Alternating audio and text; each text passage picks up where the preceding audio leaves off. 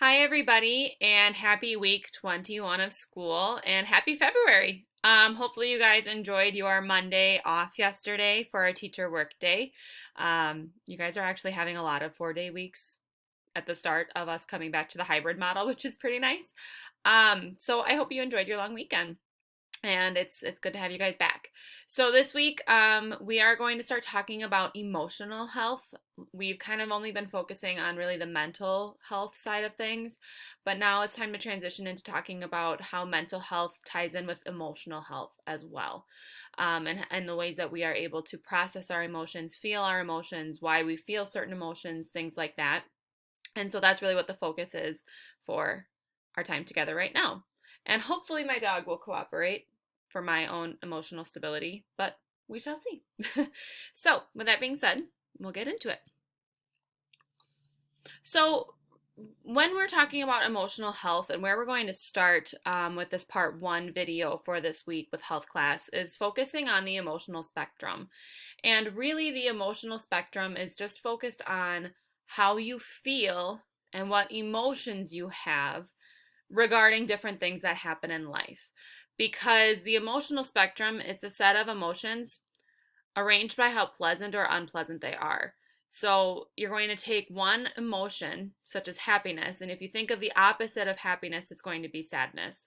The opposite of love is going to be hate. The opposite of it being adventurous is going to be feeling scared, outgoing to shy.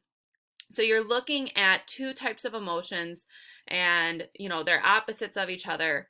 And then based on whatever's going on, that's where you kind of do your own reflection of, okay, how do I feel about it? Do I love school? Or do I hate school? Or am I kind of in between? It kind of depends on what's going on. Do I want to go skydiving? And I'm like, yeah, that'd be a really fun, rush and it'd be super scary but awesome at the same time. Or are you like, yeah, no way. Heights? No, not a fan. So it's going to vary, and that's what the emotional spectrum is all about. Again, just um, trying to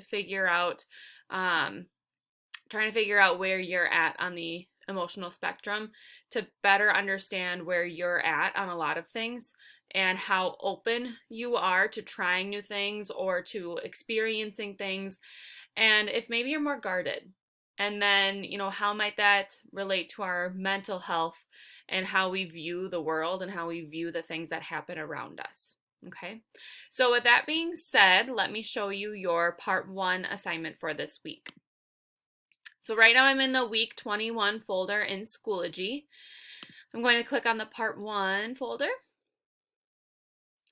There are two different assignments, but here's the thing.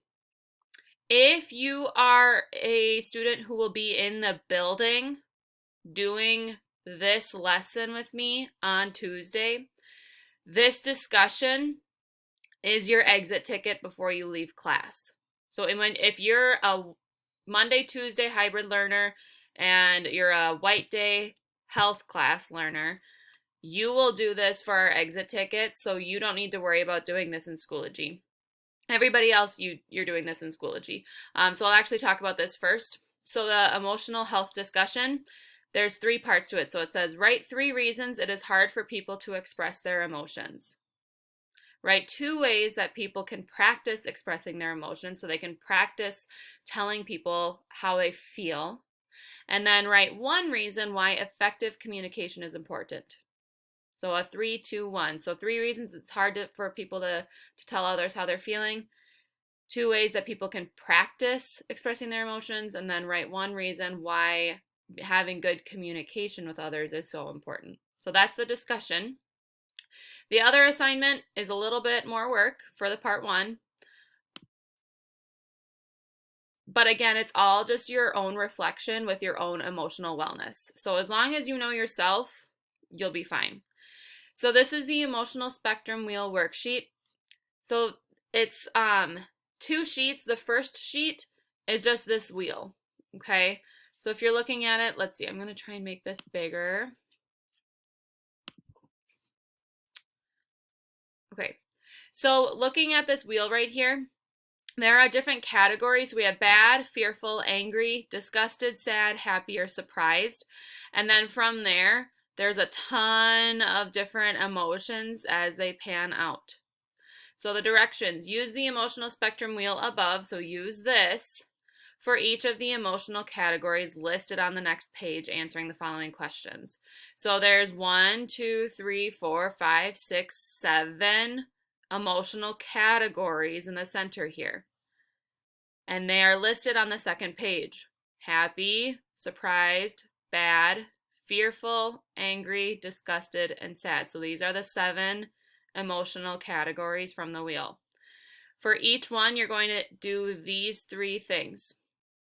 Number 1, what emotion will you focus on from the category? So the first category is happy. So from happy, what emotion, it's any of these, what emotion will you focus on? So you're just going to write down that emotion. Right here, it's number 1 for happy. Right here, number 1. Number 2, what causes you to feel that emotion?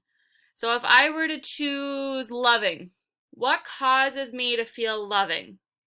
That would be my answer for this one for number 2. I might put my family, my dog, my coworkers and colleagues, my students, all of that makes me feel loved. And then number 3, the last one for happy, out of the happy category, do you think you feel this emotion a lot, or is it a random emotion? So I chose loving, and I would say that I feel loving a lot, just because I feel like I'm surrounded by really loving and supportive people. So that would be my answer for number 3. So that's the happy category. Then I would move on to surprise, then I would move on to bad, and for each one, again, you're answering the same 3 questions. And that's this emotional wheel assignment. As always, if you have any questions, please let me know. But again, this is the part 1. Don't forget to do the part 2 later in the week. Bye!